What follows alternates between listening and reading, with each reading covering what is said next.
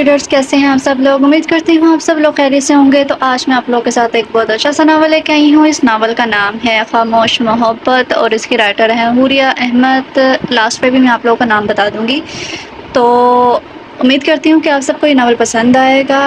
تو اگر ناول پسند آتا ہے تو لائک کریں، شیئر کریں، اور چینل کو جس نے سبسکرائب نہیں کیا وہ جلدی سے سبسکرائب کر لے۔ تو چلے اب ہم اسے پڑھنا سٹارٹ کرتے ہیں۔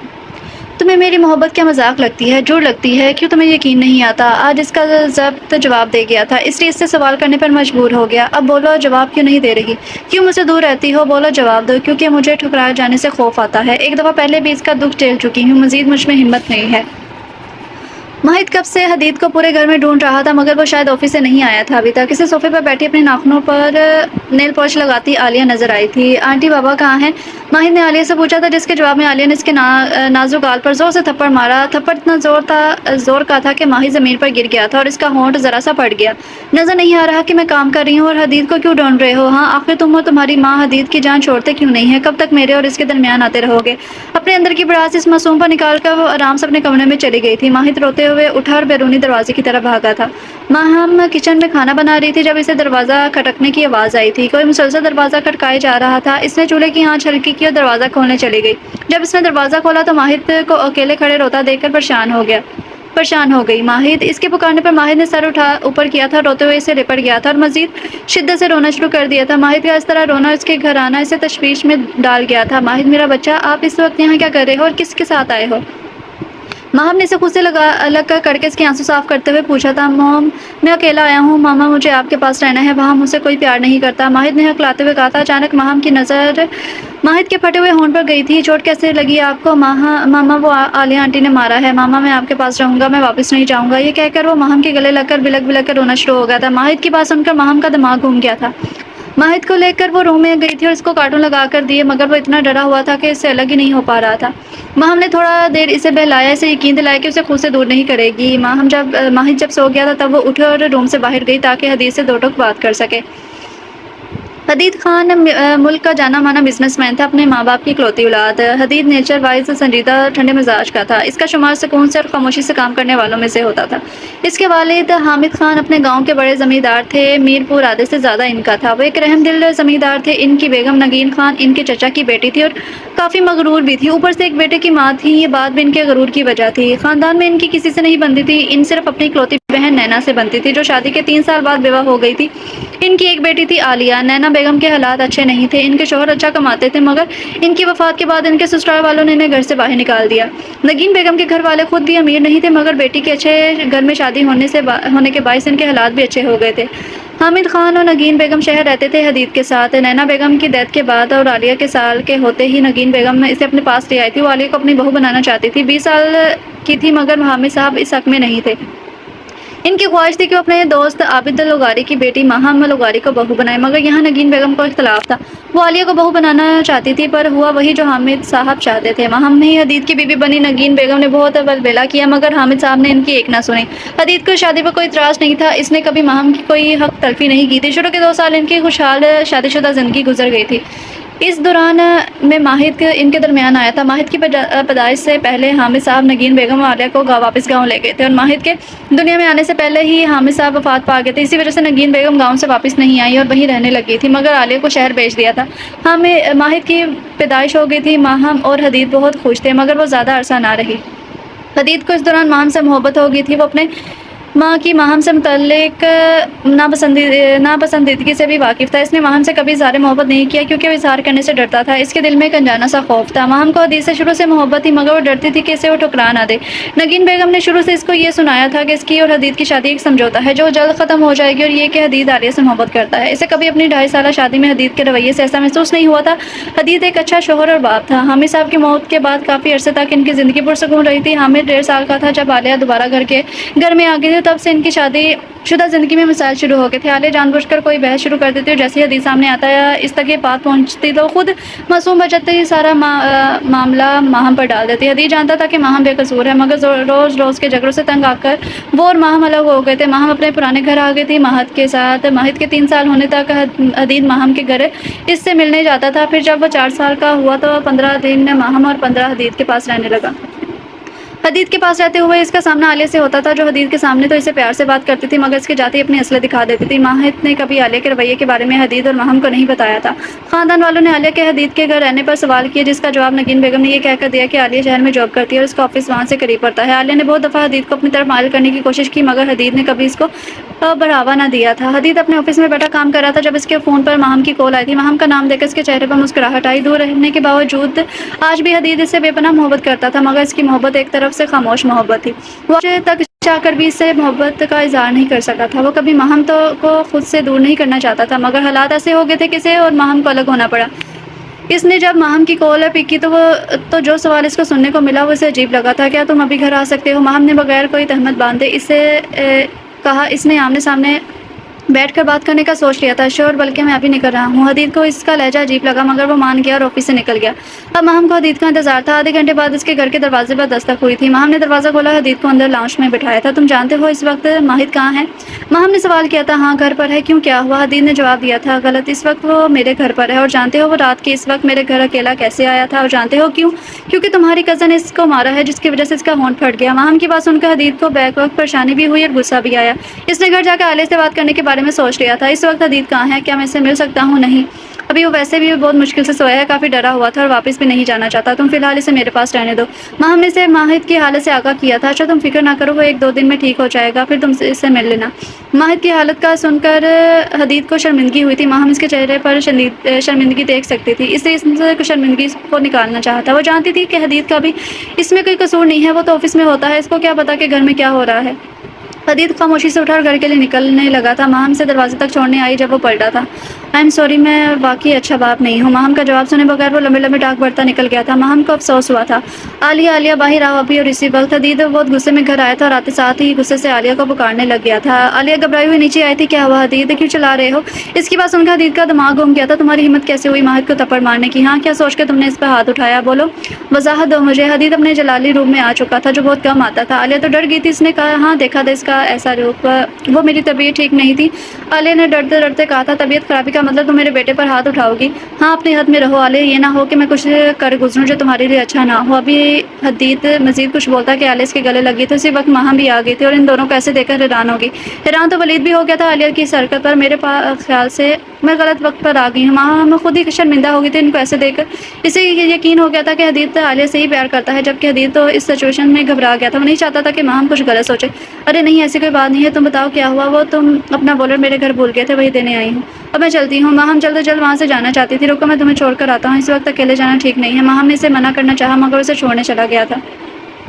تمہارا بہت شکریہ داؤد، تم نے میرے جانے کے بعد ماہد کا خیال رکھا، اس نے تمہیں تنگ تو نہیں کیا نا؟ ارے نہیں یار، ماہد تو اتنا اچھا بچہ ہے، داؤد نے ماہد کی تعریف کرتے ہوئے کہا تھا۔ ان دونوں کو ایسے ہنستے دیکھ حدید دیکھ چکا تھا۔ داؤد کو دیکھ کر اسے لگا کہ وہ اسے پہلے کہیں دیکھ چکا ہے۔ وہ ماہم سے کچھ بات کرنے کے لیے دوبارہ آیا تھا۔ داؤد ماہم کا اچھا دوست تھا، ماہد کی بھی اس سے اچھی بنتی تھی۔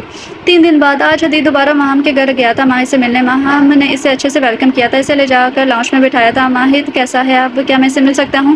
حدید ماہد کو کافی یاد کر رہا تھا اس لیے اس سے ملنا چاہتا تھا۔ ہاں وہ ٹھیک ہے، رکو میں اسے بلاتی ہوں۔ ماہم ماہد کو بلانے گئی تھی۔ کچھ دیر بعد ماہد آیا اور حدید کو دیکھ کر اپنی جگہ پر کھڑا ہو گیا۔ ابھی حدید کچھ سمجھتا کہ ماہد رونے لگ گیا تھا۔ اس کا ایسا رونا حدید کو تڑپا گیا تھا۔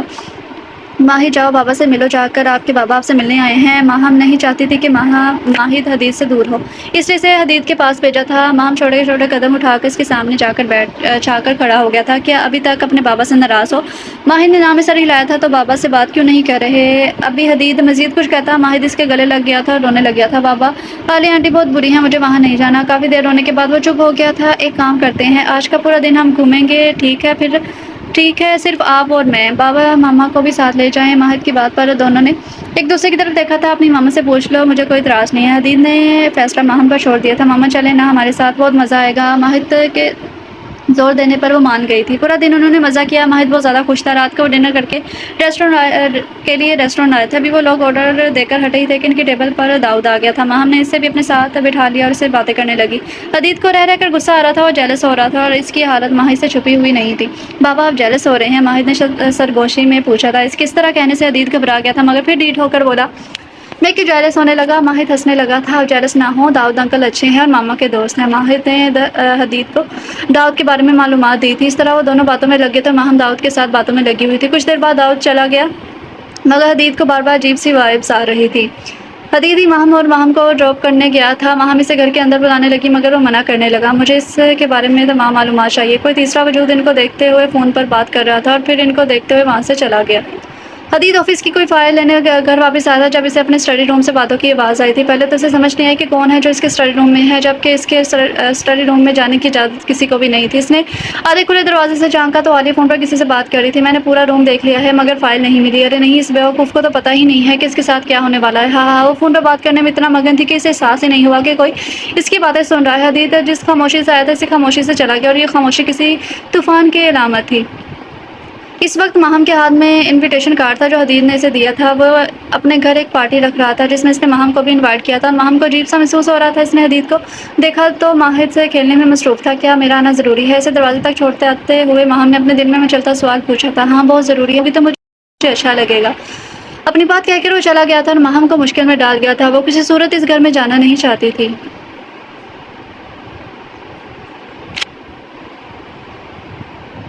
پھر آخرکار پارٹی کا دن بھی آ گیا تھا جس کا پس منظر صرف حدید ہی جانتا تھا۔ عالیہ اپنی دوستوں سے کھڑی باتیں کر رہی تھی جب اس کی نظر ماہد سے بات کرتے ہوئے ماہم پر پڑی تھی جو بلیک ساڑی پہنے بہت خوبصورت لگ رہی تھی۔ کم عالیہ بھی نہیں لگ رہی تھی مگر ماہم کی خوبصورتی اوپر سے اس کی سادگی عالیہ کو احساس کمتری میں ڈال دیتی تھی۔ جب اس سے رہا نہ گیا تو ماہم کے پاس کی۔ ماہم نے اسے اپنی طرف آتا دیکھ کر بھی اگنور کیا تھا۔ ارے ماہم، تم یہاں کیسے؟ یہ تو بزنس پارٹی ہے، تمہارا یہاں کیا کام؟ ہاں، اپنی طرف سے عالیہ نے اسے ذلیل کرنے کے لیے بات کہی تھی۔ میں نے بلایا ہے ماہم کو پارٹی میں۔ After all she is my wife اور اس کو ہر جگہ میرے ساتھ ہونا چاہیے۔ جواب ماہم کی جگہ حدید نے دیا تھا۔ عالیہ تو حیران رہ گئی تھی مگر اس کی حیرانگی کی وجہ حدید کا جواب نہیں بلکہ اس کا ماہم کی ویسٹ میں ہاتھ ڈالنا تھا۔ ماہم خود بھی حدید کے رویے پر حیران تھی مگر زیادہ شو نہیں کیا۔ اور میں تمہیں اپنے ایک دوست سے ملواتا ہوں۔ حدید اسے اپنے ساتھ لے کر جانے لگا مگر ماہم رک گئی تھی۔ کیا ہوا، کوئی ایشو ہے کیا؟ حدید نے پریشانی سے پوچھا۔ نہیں، کوئی مسئلہ نہیں ہے، میں بس بات کر کے آتی ہوں۔ حدید سر ہلا کر ماہد کا ہاتھ پکڑ کر دوسری طرف لے گیا تھا۔ حدید کا جواب تو تم نے سن لیا مگر میری ایک بات کان کھول کر سن لو۔ کوشش کیا کرو کہ میرے منہ نہ لگا کرو ورنہ اچھا نہیں ہوگا۔ یہ کہہ کر وہ حدید اور ماہد کے پاس چلی گئی تھی۔ ابھی عالیہ کوئی حرکت کرتی جب اس کی نظر داؤد پر پڑی تھی۔ وہ بھی اسے دیکھ چکا تھا۔ تم یہاں کیا کر رہے ہو؟ عالیہ نے داؤد سے سوال کیا۔ مجھے تو انویٹیشن ملا تھا، داؤد نے جواب دیا اور دوسری طرف چلا گیا۔ پارٹی اپنے عروج پر تھی۔ کچھ دیر بعد لائٹس آف ہو گئی تھی۔ پھر اسکرین پر ایک کلپ چلا جس کو دیکھ کر عالیہ شاکڈ ہو گئی تھی۔ یہ وہ کلپ تھا جب وہ حدید کے اسٹڈی روم میں فائل ڈھونڈ رہی تھی اور فون پر بات کر رہی تھی۔ داؤد بھی حیران تھا مگر جلد اس کی حیرانگی بھی شوق میں بدل گئی کیونکہ اگلا کلپ وہ تھا جس میں وہ ماہم کے گھر کے باہر کھڑا فون پر کسی کے متعلق معلومات لے رہا تھا اور آخری کلپ میں وہ اور عالیہ حدید کے خلاف پلاننگ کر رہے تھے۔ کچھ دیر بعد لائٹس آن ہو گئی تھی۔ جی تو لیڈیز اینڈ جینٹلمین، یہ وہ دو لوگ ہیں جو ہمارے درمیان رہ کر ہی ہمیں دھوکہ دے رہے تھے۔ مسٹر داؤد کو جب میں نے اپنی وائف کے آس پاس دیکھا تو مجھے تبھی ان پر شک ہو گیا تھا کہ ان کو میں نے پہلے کہیں دیکھا ہے اور جلد ہی میرا شک یقین میں بدل گیا جب مجھے معلوم ہوا کہ یہ جناب میرے رائول ہیں اور ماہم کے ارد گرد بھی صرف اس لیے تھا تاکہ اس کے ذریعے مجھے نقصان پہنچا سکے۔ اور یہ جو میری نام نہاد کزن مس عالیہ ہے نا، یہ بھی ان کی کمپنی کی ہی جاسوس ہیں۔ تو کیسا لگا میرا سرپرائز آپ لوگوں کو؟ کچھ دیر بعد پولیس آئی۔ فراڈ اور دھوکہ دہی کے جرم میں ان کو گرفتار کر کے لے گئی تھی۔ نگین بیگم کو بھی حدید نے خاص گاؤں سے بلوایا تھا تاکہ ان کو سچائی دکھا سکے۔ نگین بیگم کو اپنے انتخاب پر شرمندگی ہوئی تھی۔ ان کو نہیں پتا تھا کہ ان کے گھر میں آستین کا سانپ پل رہا ہے۔ اس دوران ان کی نظر ماہم کے پاس کھڑے ماہد پر گئی تھی۔ انہوں نے ماہد کو کبھی نہیں دیکھا تھا، ماہد بھی ان کو جانتا نہیں تھا۔ اس سارے واقعے میں جو انسان شوق میں تھا وہ ماہم تھی۔ حدید جانتا تھا کہ ماہم کو یہ جان کر دکھ ہوا ہوگا کہ جسے وہ دوست سمجھ رہی تھی وہ دوستی کے نام پر اس کا استعمال کر رہا تھا۔ ابھی حدید ماہم سے بات کر رہا تھا کہ وہ روتی ہوئی گیسٹ روم کی طرف بھاگی تھی۔ حدید کو ماہم کی حالت دیکھ کر دکھ ہوا مگر اس نے سوچ لیا تھا کہ وہ اپنی محبت سے اسے سنبھال لے گا۔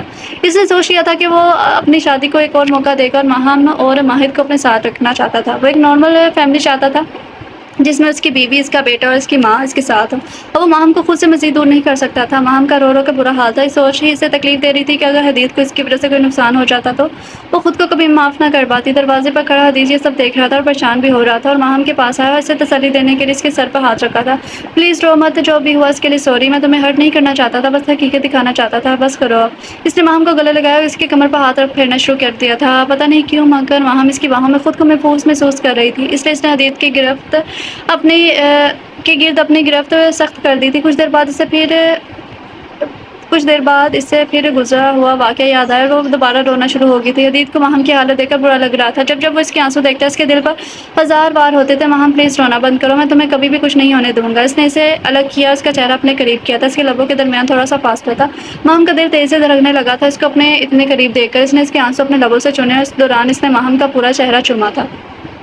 اس نے اس کی دونوں آنکھیں، گال، ماتھا چوما اور اس کے ہونٹوں کے قریب رک گیا تھا۔ اس نے اس کا نچلا ہونٹ انگوٹھے سے سہلایا تھا۔ ماہم نے اس کا کالر مٹھی میں دبوچ لیا تھا۔ حدید نے اس کے گال پر ہاتھ رکھا اور اس کے لبوں کو اپنے لبوں سے جوڑ لیا تھا۔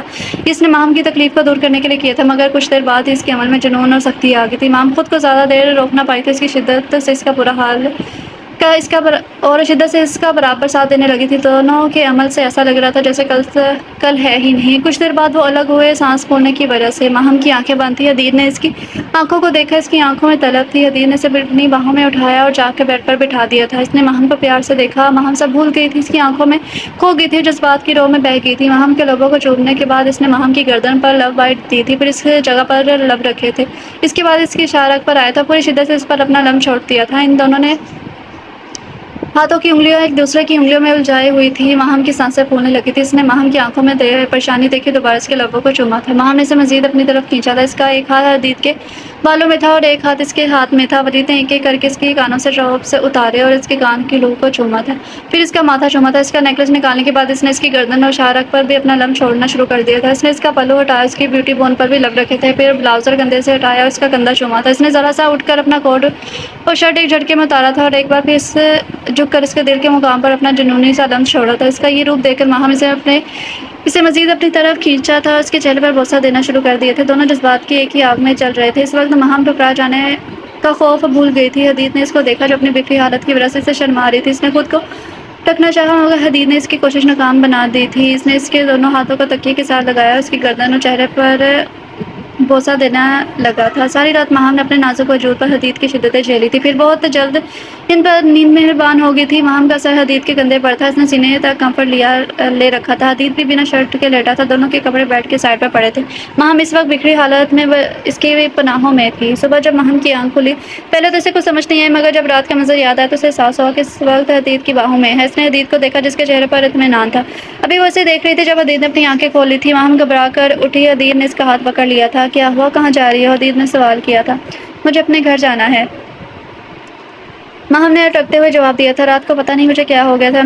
تم سوری کیوں بول رہی ہو؟ رات جو بھی ہوا وہ ہم دونوں کی رضامندی سے ہوا ہے اور مجھے اس پر کوئی پچھتاوا نہیں ہے۔ میں چاہتا ہوں کہ ہم ساتھ رہیں۔ نہیں حدید، ہم ساتھ نہیں رہ سکتے۔ ماہم کی یہ بات حدید کو آگ لگا گئی تھی۔ حدید بھی اٹھ کر بیٹھ گیا تھا۔ کیوں نہیں ساتھ رہ سکتے؟ کیا تم مجھ سے محبت نہیں کرتی؟ غصے میں بھی اس نے تحمل کا مظاہرہ کیا تھا۔ میں نہیں تمہارے ساتھ رہنا چاہتی، ماہم بول کر دوبارہ اٹھنے لگی کہ حدید نے اسے کھینچ کر واپس بٹھایا تھا۔ تمہیں میری محبت مذاق لگتی ہے، جھوٹ لگتی ہے، کیوں تمہیں یقین نہیں آتا؟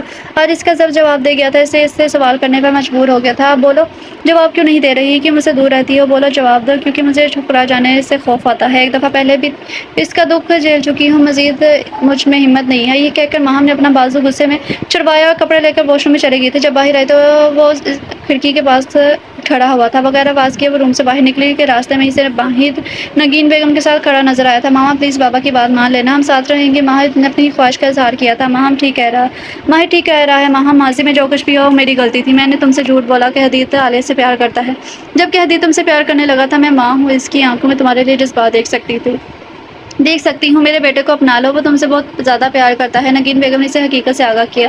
اب تو ماہم چاہ کر بھی انکار نہیں کر سکتی تھی۔ سن لیا ہوگی تسلیاں، ابھی بھی انکار کرنا ہے؟ ماہم نے پیچھے مڑ کر حدید کو دیکھا جو کیجول سی پینٹ شرٹ پہنے دروازے کے ساتھ ٹیک لگائے کھڑا تھا۔ مجھے سوچنے کے لیے وقت چاہیے۔ بغیر کوئی بات سنے وہاں سے چلی گئی تھی۔ ڈیڈ، ماما مان جائیں گی نا؟ ماہد نے مزید پوچھا تھا۔ حدید نے ماہد کو گود میں اٹھایا اور اس کا گال چوما تھا۔ بالکل مانیں گی بیٹا، آپ فکر نہ کرو، بس اپنی ماما کا ویلکم کرنے کی تیاری کرو۔ یہ شام کا وقت تھا۔ اس وقت ماہم اپنے گھر کے لاؤنج میں بیٹھی حدید اور اپنے رشتے کے بارے میں سوچ رہی تھی۔ اس دوران اس کے فون پر میسج کی ٹون بجی۔ میسج حدید کا تھا، میں تمہارے گھر کے پاس پارک میں ہوں، 5 منٹ میں شرافت سے یہاں آؤ، ورنہ اگر میں آ گیا تو تمہارے لیے اچھا نہیں ہوگا۔ حدید کا میسج پڑھ کر ماہم کو تب چڑھ گئی تھی۔ عجیب زبردستی ہے، میں بھی نہیں چاہوں گی، جو کرنا ہے کر لیں، ماہم نے دل میں سوچا تھا۔ پھر پورے 2 گھنٹے بعد وہ پارک جانے کے لیے اٹھی تھی۔ اس کو یقین تھا کہ اب تک حدید چلا گیا ہوگا۔ جب وہ پارک میں گئی تو وہاں بالکل سناٹا تھا۔ عام طور پر اس وقت یہاں رش ہوتا تھا۔ تھوڑا آگے جب وہ گئی تو سامنے کا منظر دیکھ کر حیران رہ گئی۔ جب سامنے بہت ساری لائٹنگ کی گئی تھی اور پھولوں کے درمیان بورڈ پر لکھا ہوا تھا will you be my love forever ایور. اچانک ماہم نے خود کو کسی کے ساتھ میں محسوس کیا تھا. اس نے مڑ کر دیکھا تو حدید اس کی پوچھ پر اپنے سینے سے لگائے کھڑا تھا. ماہم نے مڑ کر دیکھنے پر اس کا گال چوما تھا. میں نہیں جانتا تھا کہ تم کیا انسیکیورٹی ہے کہ تم ہاں نہیں کر رہی. میں جانتا ہوں کہ تم مجھ سے محبت کرتی ہو. میں نے تمہیں کبھی نہیں ٹکرایا. تمہیں خود سے دور کرنے کا مقصد یہ تھا کہ تم تنگ نہ ہو، کیونکہ موم اور عالیہ نے تمہارے لیے کافی مشکلات پیدا کر دی تھی، اور ان حالات میں تم نہ خود سکون سے رہ سکتی تھی نہ ماہد کو سنبھال سکتی تھی. اس لیے میں نے تمہیں اور ماہد کو خود سے دور کیا. میں بڑے بڑے دعوے نہیں کروں گا، بس اتنا کہوں گا کہ میں تمہیں ہر وہ خوشی دینے کی کوشش کروں گا جس کی حقدار ہو تم. اب تم اپنا فیصلہ بتاؤ. حدید نے اس کی رائے جاننی چاہی تھی. اگر میں انکار کر دوں تو کیا مجھے آپ چھوڑ دو گے؟ ماہم نہ جانے اس کے منہ سے کیا سننا چاہتی تھی. ابھی وہ ایسے ہی حدید کے ساتھ میں کھڑی تھی. بالکل نہیں، چھوڑنے کا تو سوال ہی پیدا نہیں ہوتا. میں تمہیں زبردستی اٹھا کر لے جاؤں گا. میں نے تو تم سے پوچھنے کی صرف فارمیلٹی دکھائی ہے. ویسے بھی اب تم میرے ساتھ گھر جا رہی ہو. ماہد نے تمہارے لیے ویلکم کی بہت ساری تیاریاں کر رکھی ہیں. حدید کی بات پر ماہم کو ہنسی بھی آئی اور غصہ بھی، مگر اب اس کے پاس انکار کی کوئی وجہ نہیں تھی. وہ خود بھی حدید سے دور نہیں رہنا چاہتی تھی. حدید اس کی خاموشی سے سمجھ گیا تھا کہ وہ راضی ہے. دور کہیں زندگی انہیں دیکھ کر مسکرا رہی تھی. بلا شبہ یہاں سے زندگی کے بعد ان کی زندگی کی نئی شروعات ہونے والی تھی. ختم شد. سو ڈیئر ریڈرز، یہ تھا ناول، اور خاموش محبت نام تھا اس ناول کا. خاموش محبت اس ناول کا نام ہے. اس کی رائٹر ہیں حوریہ احمد. تو چھوٹا سا ناول تھا، کیوٹ سا، سویٹ سی، رومانٹک بھی تھا، اور امید کرتی ہوں کہ آپ سب کو یہ ناول پسند آیا ہوگا. تو ملتے ہیں کل نیو ناول کے ساتھ. تب تک لے اپنا خیال رکھیں، خوش رہیں. اللہ حافظ.